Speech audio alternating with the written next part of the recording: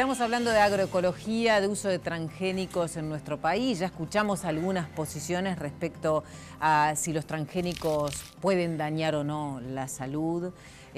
Conversamos acerca de la necesidad para muchos de impulsar un plan nacional de agroecología.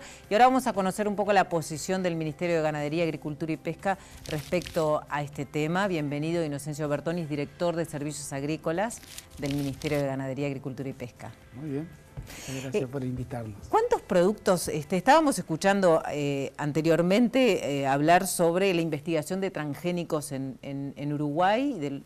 ¿Cuántos productos transgénicos u organismos genéticamente modificados se emplean como cultivo en nuestro país?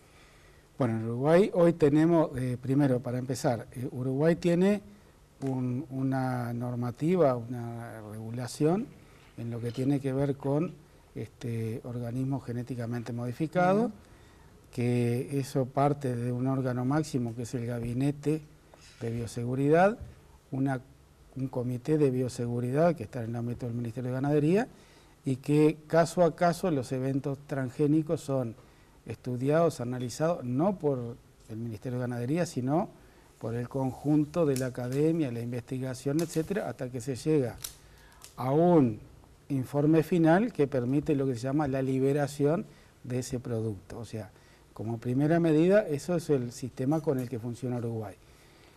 Y esto también aclararlo en términos genéricos, antes de contestar la otra parte más concreta, es que Uruguay este régimen lo instauró como un régimen de coexistencia regulada, o sea que Uruguay tiene un régimen de admisión de eventos transgénicos con este conjunto de normativa en coexistencia con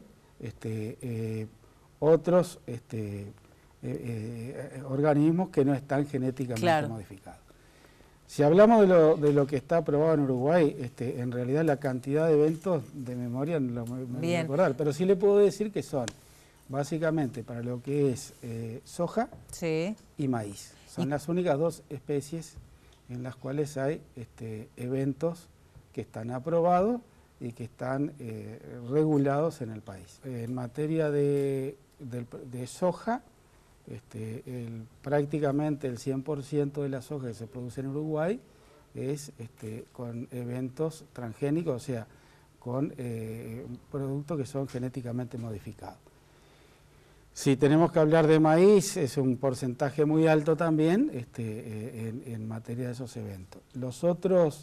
Hay otras estrategias, por ejemplo, en arroz, que es un producto exportable en Uruguay, por una estrategia comercial, el arroz no tiene hoy ningún evento genéticamente modificado.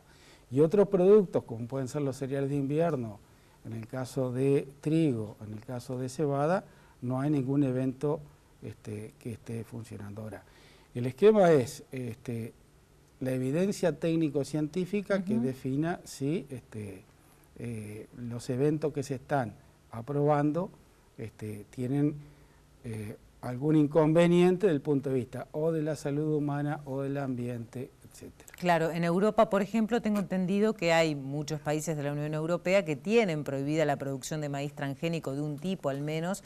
Francia, específicamente, hace poquito también creo que prohibió ese tipo de cultivo.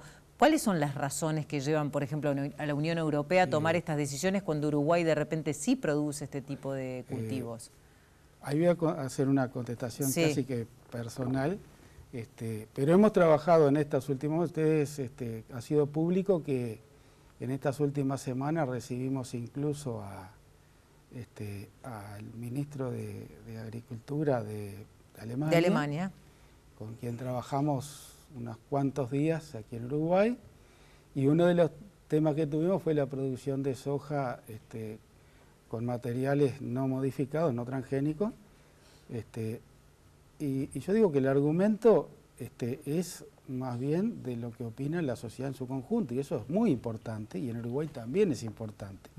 Pero también quedó demostrado que Uruguay tiene las capacidades técnicas, científicas y capacidades operativas para, entre otras cosas, exportar a Alemania soja no transgénica, o sea, O sea que es posible ese... Porque quiere decir que es un tema de regulaciones y de capacidades operativas. Porque hace poquito no está desregulado, esto no es un tema de que cualquiera hace lo que quiera. No, Uruguay está claro. tiene una norma ordenada y entre otras cosas puede, por ejemplo, hoy negociar con los países que aún tienen, por otros motivos que son absolutamente razonables y aceptables, de estas producciones, bueno, por otro lado hay otros países que no lo pueden hacer. Ahora, que no tienen esas regulaciones. Esas regulaciones. Ahora, ya hablamos un poquito de la coexistencia regulada con Pablo Galeano y él decía que hay una denuncia concreta en 33, en la Quebrada de los Cuervos, que se encontró maíz contaminado, digamos, no sé cómo llamarlo, que tenía, digamos, una presencia de transgénico, ¿verdad? Cuando era un maíz orgánico. Entonces, o sea, hay momentos que se escapa. Se puede escapar. Bueno, es parte de la regulación que hay que trabajar. Ahora, la Quebrada ¿Y qué puede haber? ¿En qué falla puede estar ahí? Yo no tengo, hoy en este instante que usted me dice, no tengo el tema específico, pero indudablemente hay normas estipuladas de distancias que se tienen que respetar. En el caso en particular de maíz, que no vamos a entrar en detalles técnicos, pero bueno, tiene un sistema de polinización cruzada que las distancias que pueden regular ese tema son diferentes, por ejemplo, lo que puede pasar con soja o con otros productos. Pero, bueno, es parte de lo que es la regulación de una coexistencia que hay normas que hay que respetarlas. Ahora, si no se sabe dónde estaba uno y no se sabe dónde estaba el otro, es la diferencia, ¿no? Bien. Le invito a compartir un relato, ¿sí?, que forma parte de una denuncia que se hizo el año pasado y en el que se involucró la Institución de Derechos Humanos por primera vez en el caso de utilización de agrotóxicos. Lo vemos y después lo comentamos. Perfecto.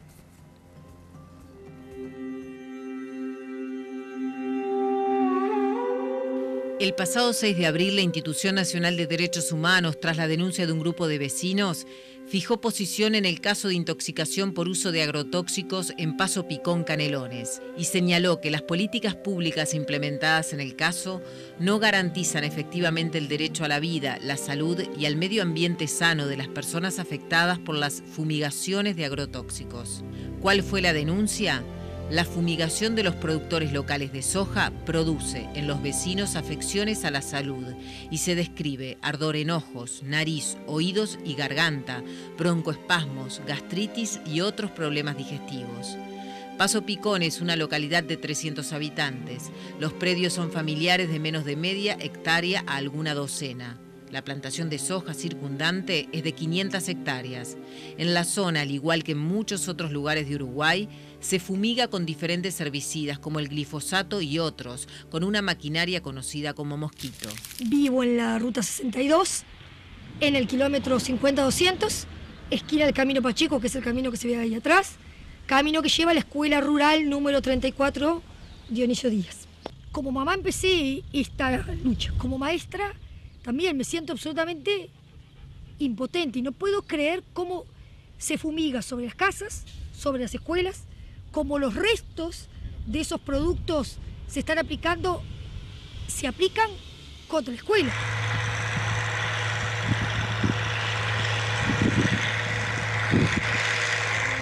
Empecé con un ardor acá para tragar y acá todo me ardía, entonces me tuvieron que hacer un estudio en la panza.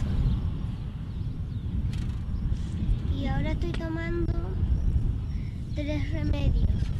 ¿Ustedes piensan que eso tiene relación? Y sí, con cada vez que pasa el mosquito fumigando, ella agrava su condición alérgica. En diciembre de 2014 y tras varias denuncias, la Institución de Derechos Humanos organizó una reunión entre autoridades y representantes de la sociedad civil en Guichón, Paysandú. Una mesa sobre los problemas que provoca en el campo el uso indiscriminado de plaguicidas en las plantaciones de soja, maíz y sorgo. Allí se habló de riesgos y de perjuicios a la salud y a la producción. Diría yo que hasta antes de estos semillas transgénicas se utilizaba un insecticida, se utilizaba un herbicida, se utilizaba un fungicida. Hoy estamos utilizando varios herbicidas juntos, porque resulta que el glifosato ya no sirve. El 20 de marzo de este año, la Agencia Internacional para la Investigación sobre el Cáncer, ámbito especializado de la Organización Mundial de la Salud, confirmó la vinculación entre el herbicida glifosato y el cáncer, y afirmó que produce daño genético en humanos. Luego de un año de trabajo de 17 expertos científicos de 11 países, la agencia de la OMS dictaminó que el herbicida causó daño del ADN y los cromosomas en las células humanas, y detalló que se detectó glifosato en agua, alimentos y en sangre y orina de humanos. Especialistas aseguran que esto es una confirmación, ya que la Biblioteca Nacional de Medicina de los Estados Unidos, conocida como Medline, cuenta con más de 500 trabajos científicos sobre la toxicidad del glifosato.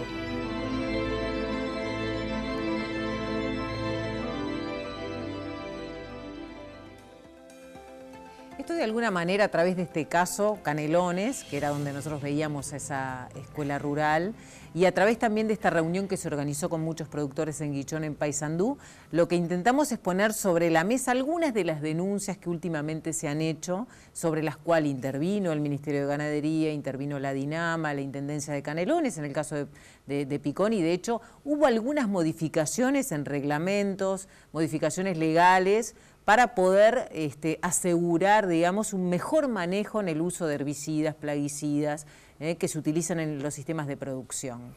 Usted participó también de estas instancias, ¿no?, donde se ofrecieron algunas respuestas. Bien, yo creo que lo primero es, cambiamos totalmente de tema, salimos de los organismos genéticamente modificados al tema del uso de agroquímicos. Y por eso en algunas cosas quiero decir, para nosotros, para el Ministerio de Ganadería, y creo que en general, siguen siendo los agroquímicos o los plaguicidas o los preventivos agrícolas, se transforman en un agrotóxico cuando son mal utilizados.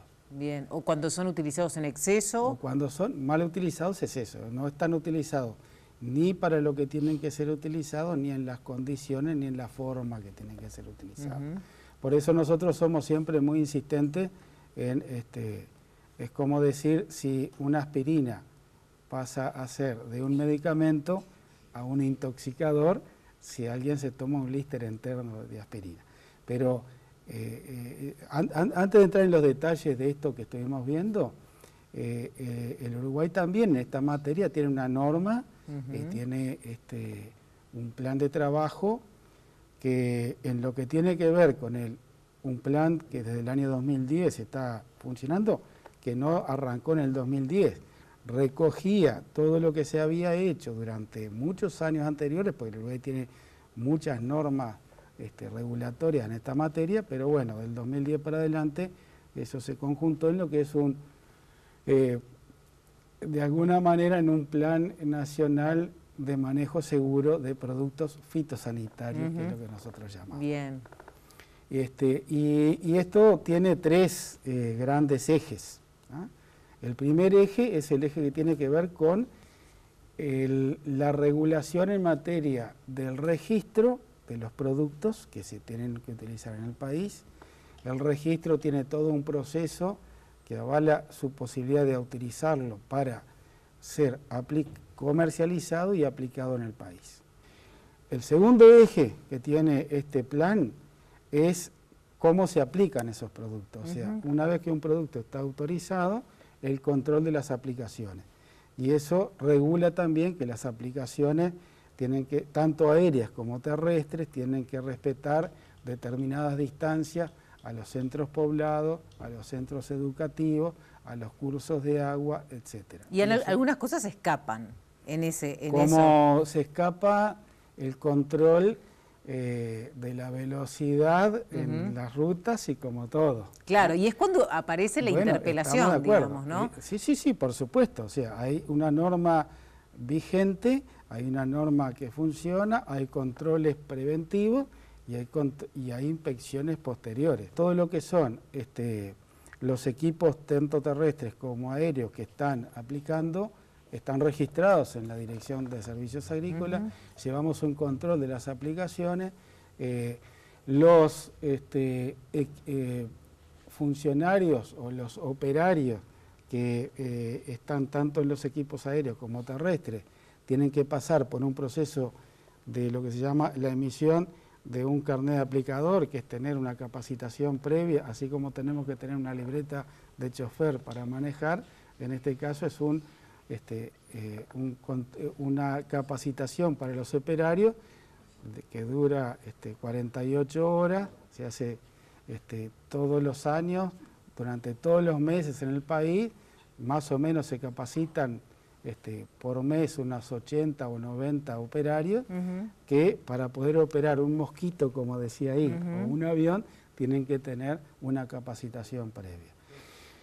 Y el tercer eje de esto es el control de lo que son los residuos que se generan a partir de un producto que está autorizado, que se aplicó de determinada manera, y después se miden los residuos que genera sobre los productos de origen vegetal, llámese tomate, soja, trigo, etcétera, los productos finales, los residuos que se generan, y los residuos sobre el ambiente, que básicamente es agua y suelos.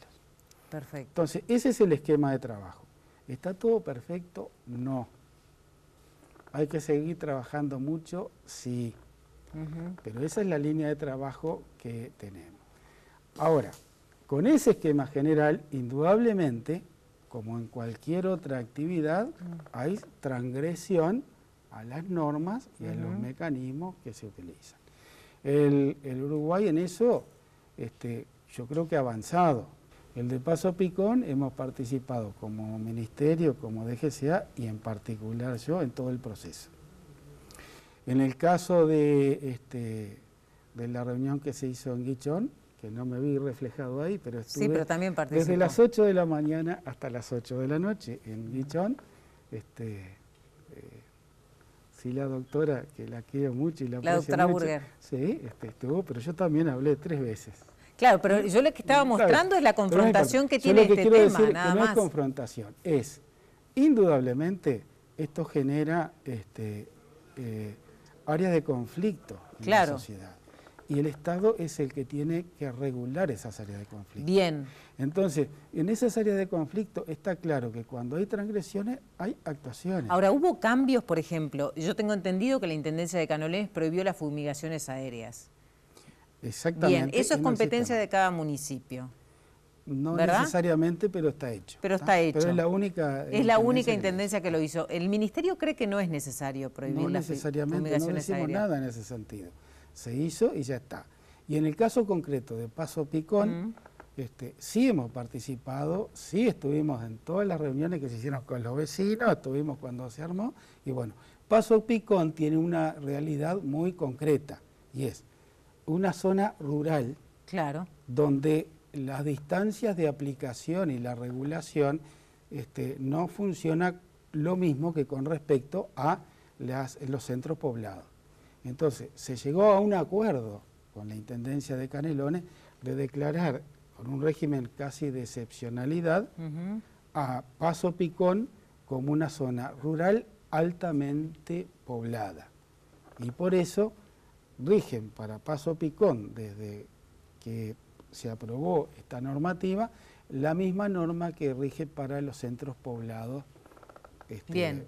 Normal. ¿Usted cree que el paquete entonces de regulación y de normas hoy en Uruguay es un paquete sólido que puede, digamos, dar garantías de que estas cosas sucedan en lo mínimo posible? Yo creo que sí, porque si no tendríamos un lío enorme. Para terminar, necesito darle un poco de lugar a la red de agroecología. Correcto. Que plantea un plan nacional de agroecología. ¿Usted cree que hay, digamos, escenario posible como para impulsar desde el Ministerio un plan nacional de agroecología, como otros países de la región que tienen su plan? En ese capítulo, para mí, es importante definir lo siguiente. Primero, Uruguay es un país productor de alimentos. Bien. ¿Ah? Y tiene un futuro inexorable en ser un productor de alimentos para el mundo. El proyecto país que tenemos pasa primero por una inserción internacional. El Uruguay con 3 milloncitos de habitantes, si no desarrolla su inserción internacional en materia de mercado, para todo. ¿Eso es a cualquier costo? No. El Uruguay tiene que pasar por un proceso de intensificación sustentable. Tercer elemento, estamos produciendo alimentos para el mundo que cada vez es más exigente en materia de los temas ambientales, calidad, inocuidad de productos y lo que se hace en efecto invernadero y compañía. Sí. Entonces, cada vez Uruguay tiene que estar haciendo una certificación mayor en esos elementos. Bien. Cuarto elemento, el Uruguay definió, y este Ministerio de Ganadería lo ha hecho, de tener lo que se llama un estándar único. Lo que nos exigen los mayores países en materia de calidad, inocuidad y ambientalidad de productos, lo tenemos que exigir para ¿Eso los es uruguayos que estamos incompatible trabajando. con la producción orgánica Eso en Uruguay? No es incompatible. Perfecto, con la, es eso. ¿Y por qué lo quiero decir en el último punto? Es la regulación, o sea, la coexistencia regulada significa eso mismo. Bien. O sea, hay algunos demandantes que pueden querer tener un producto orgánico, etcétera, pero también hay que regularlo. Y le quiero decir como novedad o no novedad. El Uruguay, el Ministerio de Ganadería, en el año ahora 2015, llegó a lo que es tener una norma regulatoria para productos orgánicos de origen vegetal y tenemos la primera certificadora, que aparte no es una compañía multinacional ni nada, es la Red de Agroecología. Claro. Son los primeros certificadores que tenemos en Uruguay. Le agradecemos su presencia. Tenemos que cerrar por aquí, no podemos ir profundizando, pero de todas maneras lo que queríamos era tener una postura de ustedes, ¿no? Cierro diciendo, nada es incompatible, todo es posible. Muy bien, muchas gracias. Muy bien. Cerramos por aquí el programa Menos es Más, nos reencontramos la semana que viene.